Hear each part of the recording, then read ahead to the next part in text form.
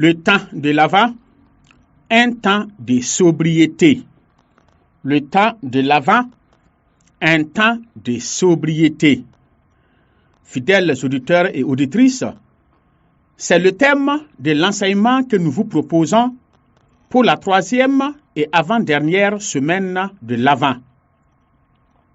Et cette sobriété, si vous ne le saviez pas, il faut le savoir, cette sobriété donc se voit à travers la liturgie de l'Avent. Parce que chaque temps liturgique de l'Église a une liturgie qui lui soit propre et caractéristique. Et c'est pour cela que chaque temps liturgique a une liturgie différente de celle de l'autre. Ainsi, dans la liturgie du temps de l'Avent, par exemple, il n'y a pas le Gloria. Il n'y a pas non plus d'encens. Et la couleur liturgique est le violet. Pourquoi cela? D'abord, la couleur liturgique qui est le violet. C'est aussi la couleur du temps de carême, des rogations, des célébrations pénitentielles, ainsi que des offices des défunts, c'est-à-dire les célébrations pour les morts. Le violet, dont les reflets chatoyants et sombres saturent les yeux, était regardé dans l'Antiquité comme la couleur de la royauté, de la puissance, des hautes dignités, de la richesse. L'Église a transposé plutôt que renversé ce symbolisme en l'appliquant à la pénitence, à la prière, dans l'affliction, à l'humiliation. Le temps de l'Avent, comme celui de Carême, est un temps de sobriété, un temps d'attente. En cela, le violet nous prépare à la venue de Dieu dans le monde. Le violet est donc la couleur de la préparation aux 2 mystères essentiels de la foi chrétienne, l'incarnation à Noël et la rédemption à Pâques. En rappel, le violet est utilisé aussi pour le sacrement de la réconciliation qui restaure l'homme par l'amour de Jésus-Christ. Il est aussi utilisé au moment des funérailles chrétiennes pour dire le passage du baptisé auprès de Dieu. La couleur de l'espérance. Durant la liturgie de l'Avent, le chant du Gloria disparaît. Appelé communément le gloire à Dieu, le Gloria, qui reprend les premières paroles de l'ange ayant annoncé la naissance du Christ au berger de Bethléem, est une hymne très ancienne dont l'auteur est inconnu. Elle a été introduite dans la messe de la nuit de Noël au IIe siècle de l'Église, étant à l'origine une prière des laudes composée par l'Église d'Orient. Au VIe siècle, elle fut généralisée aux messes des dimanches, des fêtes et des martyrs qui étaient célébrés uniquement par les évêques. Il faudra attendre le XIIe siècle pour qu'elle soit célébrée par tous les prêtres et non plus uniquement par les évêques. Le Gloria ou le Gloire à Dieu revêt indubitablement un caractère festif, joyeux, enjoué, telle une joyeuse acclamation et ne peut donc être présent pendant la période de l'Avent. Pour finir, comme je l'ai déjà dit, le Gloria reprend les premières paroles de l'ange ayant annoncé la naissance du Christ au berger de Bethléem. Or, le temps de l'Avent est un temps de préparation à la naissance de cet enfant. Il n'est pas encore né. Il se fait attendre. Il convient de garder ces chants de joie pour l'entonner à sa naissance, pour annoncer sa naissance. Enfin, il y a l'usage de l'encens qui est également suspendu de la liturgie de l'Avent. Il faut savoir tout d'abord que dans l'Antiquité, l'usage de l'encens est un rituel qui relie l'homme à Dieu. Et il était très répandu. C'est un peuple employant l'encens censé purifier l'atmosphère, mais pas seulement l'atmosphère, pour éloigner les démons. Quant au peuple juif, il avait édifié un autel en bois plaqué d'or après que Dieu en avait fait la demande à Moïse en précisant ceci. Aaron y fera fumer l'encens aromatique. C'est un encens perpétuel devant Yahvé. À l'époque de Jésus, les Juifs continuaient d'employer l'encens dans les rites du temple. Pour preuve, dans l'évangile de Saint Luc, le prêtre Zacharie, père du prophète Jean-Baptiste, y apparaît comme désigné par le sort selon l'usage liturgique pour aller offrir l'encens dans le sanctuaire du Seigneur, tandis que toute l'assemblée du peuple se tenait dehors en prière. Son usage donc dans la liturgie chrétienne est une continuité de cet usage antique.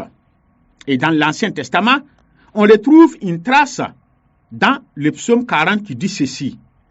Que ma prière devant toi s'élève comme un encens et mes mains comme l'offrande du soir. Ainsi, la fumée de l'encens qui se dégage en s'élevant vers le ciel symbolise et accompagne la prière des fidèles qui montent vers Dieu. Et l'odeur de l'encens, réputée agréable, symbolise la bonne odeur du Christ que sont les chrétiens pour Dieu, comme saint Paul l'explique aux Corinthiens. Enfin, l'encens figure parmi les dons que les rois mages ont offerts à l'enfant Jésus à sa naissance à Bethléem. Les autres présents étaient la myrrhe et l'or. La myrrhe, qui sert à ensevelir les morts, symbolisait déjà la mort de l'enfant Dieu. Et l'or, symbole de royauté, disait qu'il était bel et bien le roi des Juifs et que le Christ qui venait de naître était vraiment roi. Enfin, l'encens, utilisé par les hommes pour adorer Dieu, afin de s'attirer ses faveurs ainsi que ses bénédictions, traduisait la divinité de l'enfant de Bethléem. Cet enfant roi n'était pas encore né. Comme le chant de Gloria, nous réservons l'encens pour le lui offrir à sa naissance, pour reconnaître sa divinité comme les rois mangent. Tous ces aspects qui caractérisent la liturgie de l'Avent est une invitation à la sobriété de vie, non seulement durant le temps de l'Avent, mais aussi tout au long de notre vie. Le Messie dont nous attendons la venue est un roi humble et sobre, simple et doux de cœur. Ce que nous vivons et célébrons dans la liturgie est appelé à être adopté, vécu, exprimé dans le train-train quotidien de notre vie. Pour cela, voici quelques conseils pratiques de sobriété. Moi, un tel, une telle, de nature, je suis loquace, je suis bavard, je parle beaucoup. Quand je suis en famille, avec les collègues, les amis, c'est moi qui tiens le crachoir. J'aime me faire entendre et écouter des autres au lieu d'écouter les autres. La liturgie de l'Avent m'invite à la sobriété dans mes paroles. Ainsi, tout au long de l'Avent et même après, j'ai fait l'effort de parler peu. J'ai fait l'effort de m'exprimer moins afin d'écouter plus les autres, afin d'écouter beaucoup les autres, afin de leur donner aussi l'occasion et la possibilité de s'exprimer, de donner leur opinion et leur avis. Encore, moi un tel, moi une telle, de nature, j'aime la bonne chair. Quand il s'agit de manger et de boire, comme on aime le dire, il n'y a pas mon deux. J'ai de la difficulté à me retenir devant le manger, devant le boire. La liturgie de l'Avent m'exhorte à consommer juste le nécessaire, l'essentiel, ce dont mon organisme a besoin. Ou encore, moi un tel, moi une telle, j'ai un goût prononcé, pour ne pas dire, j'ai un goût excessif pour la mode vestimentaire, pour les chaussures de haute gamme, pour les chaussures de luxe. J'investis trop d'argent dans les vêtements, dans les chaussures, à tel enseigne que ma chambre ainsi que mes placards ou armoires en sont remplis. Et parmi eux, il y en a que je n'ai même pas encore portés. Ou si je les ai utilisés, cela ne dépasse pas plus d'une fois ou de deux fois. La liturgie de l'Avent me rappelle que mon corps, quand bien même a besoin de soins appropriés, est avant tout le temple de l'Esprit Saint. Je dois le vêtir d'abord de l'Esprit Saint et le couvrir ensuite avec modestie, même si je dois bien m'habiller. Chers amis, On peut poursuivre les exemples dans d'autres domaines où nous devrions être sobres, modestes, comme dans les dépenses financières. L'usage du téléphone portable, de l'Internet, la présence sur les réseaux sociaux, etc. Durant ce temps de l'Avent, ces paroles de Saint Pierre doivent résonner en moi avec plus de force. Soyez sobres, soyez vigilants. Votre adversaire, comme le lion, va et vient rugissant à la recherche de sa proie. On peut en déduire que le manque de sobriété fait de nous une proie privilégiée pour le démon. Car la consommation excessive sur tous les plans est une arme efficace que l'esprit du mal utilise pour nous détourner de l'objet de notre attente. Ceci étant, soyons sobres, soyons modestes. Bonne montée vers Noël.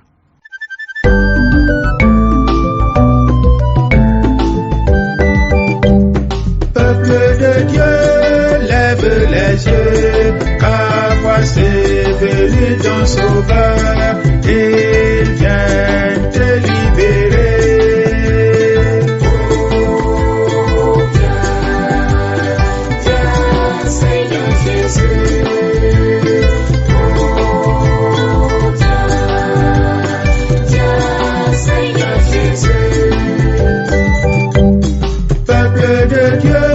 Sois dans la joie, ton Seigneur se souvient de toi, il vient te visiter.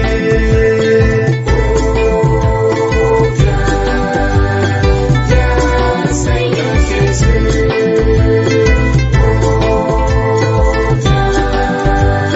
Viens, Seigneur Jésus. Peuple de Dieu, sois vigilant. C'est bientôt la fin de la nuit, debout car il fait jour.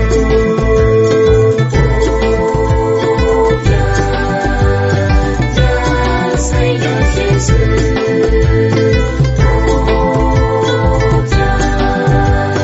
Viens, Seigneur Jésus.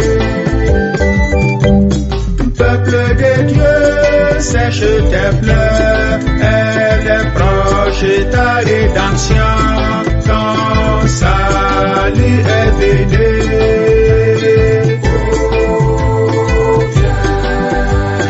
Viens, Seigneur Jésus.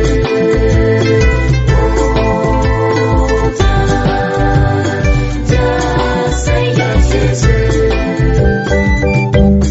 Peuple de Dieu, réjouis-toi, ta servitude est finie, va dans la liberté.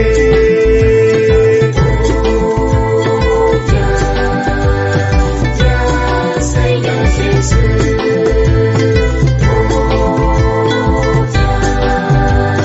Viens, Seigneur Jésus. Peuple de Dieu, sors de la nuit, viens marcher vers la lumière.